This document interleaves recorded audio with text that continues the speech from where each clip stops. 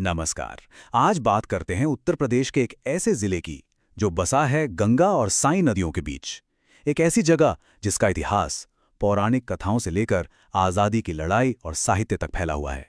तो चलिए आज उन्नाव की कहानी में गोता लगाते हैं।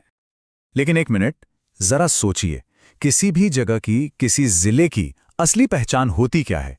क्या वो सिर्फ उसका इतिहास है, या फिर वहां रहने वाले लोग, उनका काम धंधा, या फिर वहां का स्वाद?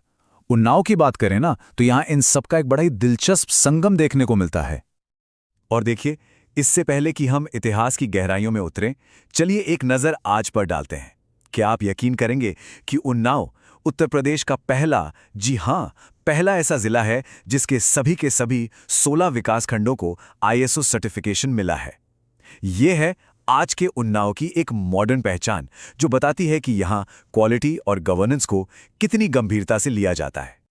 ठीक है, तो अब चलते हैं टाइम में थोड़ा पीछे, इस जिले की जड़ों को समझने के लिए। उन्नाव का जो अतीत है ना, वो कहानियों और किंवदंतियों से भरा पड़ा है। अगर हम इसकी लोकेशन देखें तो यह जिला हमेशा से ही बहुत खास रहा है। सोचिए, एक तरफ गंगा और दूसरी तरफ साई नदी। इनकी उपजाऊ जमीन पर बसा ये इलाका प्राचीन काल में जो शक्तिशाली कोसल साम्राज्य था ना, उसी का एक हिस्सा था। अच्छा, अब आते हैं इस नाम उन्नाव पर। इसकी कहानी बड़ी दिलचस्प है। देखिए, सबसे पहले क्या हुआ, गोडो सिंह नाम के एक चौहान राजपूत थे। उन्होंने जंगल साफ किए और एक कस्बा बसाया, नाम रखा सवाई गोडो। ठीक है, फिर ये जगह कन्नौज के राजाओं के हाथ में आ गई। इसके बाद कहानी में एक नया मोड़ आता है। उन्वंत सिंह नाम के एक बिसेन राजपूत ने यहां के गवर्नर को हराया और एक किला बनवाया, और बस यहीं से उन्होंने अपने ही नाम पर इस जगह का नाम रख दिया उन्नाव। तो ये है नाम के पीछे की कहानी।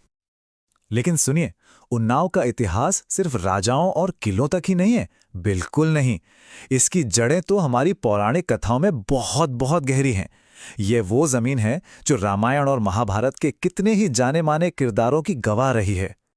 जरा एक नजर देखिए, ये जमीन किन किन महान हस्तियों से जुड़ी है।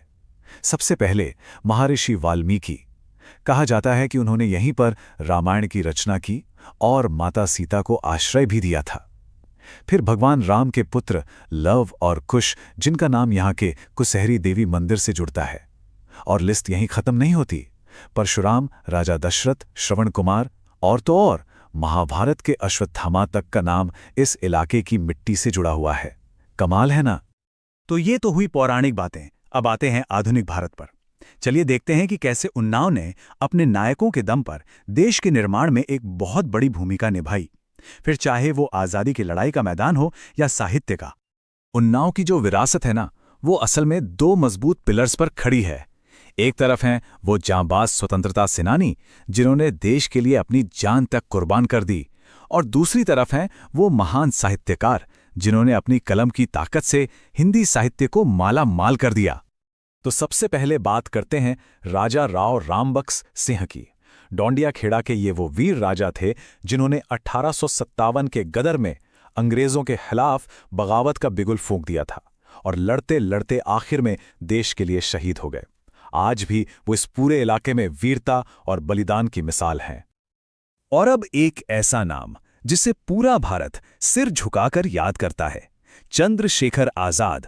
जी हां, महान क्रांतिकारी आजाद की जड़ें, उनका पुश्तैनी गांव इसी उन्नाव जिले का बदरका गांव है। ये बात इस धरती के क्रांतिकारी मिजाज को साफ दिखाती है। अब कलम की दुनिया में आते हैं। हिंदी साहित्य के छायावाद युग को एक नई ही दिशा देने वाले महाकवि सूर्यकांत त्रिपाठी निराला। उनकी जन्मभूमि भी उन्नाव ही है। उनकी वो विद्रोही और प्रगतिशील कविताएं आज भी लोगों के दिलों में आग लगा देती हैं। और देखिए, ये लिस्ट अभी खत्म नहीं हुई है। उन्नाव की धरती ने मौलाना हसरत मोहानी जैसे महान स्वतंत्रता सेनानी दिए, तो भगवती चरण वर्मा और शिवमंगल सिंह सुमन जैसे दिग्गज लेखक भी दिए, और तो और गुलाब सिंह लोधी और उमाशंकर दीक्षित जैसे नेता भी यहीं से निकले, जिन्होंने देश की राजनीति पर अपनी एक अलग छाप छोड़ी। तो इन सब महान लोगों ने उन्नाव की पहचान गढ़ी। लेकिन सवाल ये है कि आज के दौर में इस जिले की पहचान क्या है? चलिए अब देखते हैं कि कौन से उद्योग इसकी इकोनॉमी, इसकी अर्थव्यवस्था की रीढ़ की हड्डी हैं। तो बात यह है कि उन्नाव एक बड़ा इंडस्ट्रियल हब है। सबसे पहले तो यहाँ का लेदर इंडस्ट्री मतलब चमड़ा उद्योग, जो पूरे देश में फेमस है। फिर आती है जरी जरदोजी की कारीगरी। कपड़ों पर सोने चांदी के धागों से वो जो खूबसूरत काम होता है ना, वो यहाँ की खासियत है। इसके अलावा मच्छरदानी का प्रोडक्शन और कई केमिकल इंडस्ट्रीज भी यहाँ की पहचान है। अच्छा, इंडस्ट्री के इन सब सीरियस बातों के बाद अब कुछ हल्का फुल्का हो जाए, क्योंकि उन्नाव की पहचान भाई उसके स्वाद के बिना तो अधूरी है। और सच कहें तो यहाँ का स्वाद भी निराला ही है।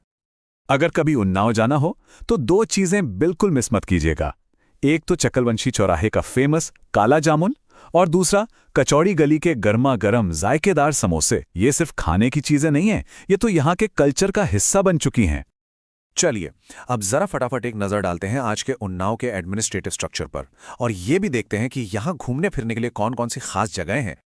अगर यहाँ की भाषा की बात करें तो देखिए, ऑफिशियल लैंग्वेज तो हिंदी है, लेकिन आम बोलचाल में आपको अवधी का रंग खूब दिखेगा, क्योंकि ये अवध क्षेत्र का एक अहम हिस्सा जो है। और हाँ, कुछ लोग उर्दू भी बोलते हैं। एडमिनिस्ट्रेशन को ठीक से चलाने के लिए इस पूरे जिले को 6 तहसीलों में बांटा गया है। कौन कौन सी? उन्नाव, हसनगंज, सफीपुर, पुरवा, बीघापुर और बांगरमाव।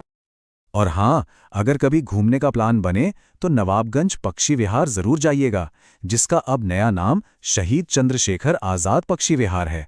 इसके अलावा कल्याणी देवी मंदिर, कुसहरी देवी मंदिर और परियर का बलखंडेश्वर मंदिर, ये सब भी देखने लायक धार्मिक जगहें हैं। तो हमने देखा कि उन्नाव सिर्फ एक जिला नहीं है, ये तो कहानियों, संघर्षों, कला और स्वाद का एक जीता जागता संगम है। एक ऐसी जगह जहां इसका गौरवशाली अतीत और एक तरक्की करता हुआ आज दोनों एक साथ कदम से कदम मिलाकर चल रहे हैं। तो अब सोचने वाली बात यह है कि इतिहास, इंडस्ट्री और कल्चर का ये जो अनोखा संगम है, ये उन्नाव के भविष्य को, आने वाले कल को क्या आकार देगा।